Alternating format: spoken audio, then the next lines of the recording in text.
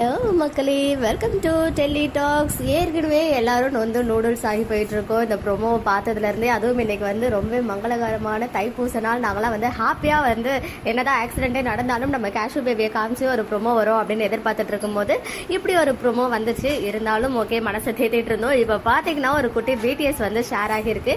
Just no நானுமே பார்த்தேன். நம்ம வீக்காவுடைய ஹேண்ட்ஸ் ரெண்டு பேரும் ஹேண்ட் ஹோல்ட் பண்ணியிருக்காங்க. கை ஃபுல்லாக பிளட்டு.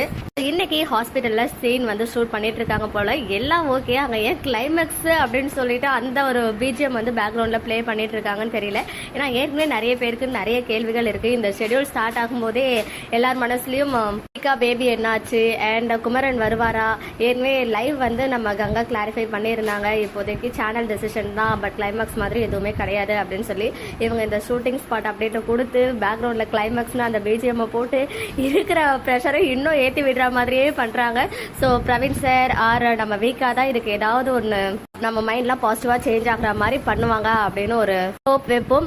கண்டிப்பா நல்லதே நடக்கும். ஸோ யாரும் பயப்பட வேண்டாம். இந்த ஒரே ஒரு அப்டேட் இன்னைக்கு வந்திருக்கு. இன்னும் ஹாஸ்பிட்டலில் தான் ஷூட் போயிட்டு இருக்கு போல. அண்ட் நம்ம தாத்தாவுமே நேற்றுக்கு நைட்டு துபாயில இருந்து ரிட்டர்ன் வந்துட்டு நிறைய மெமரிஸோட அப்படின்னு போட்டிருந்தாங்க. ஸோ அவங்க ஷூட்டிங் ஸ்பாட் அப்டேட் ஏதாவது ஷேர் பண்றாங்கன்னா கண்டிப்பா அப்டேட் பண்றேன்.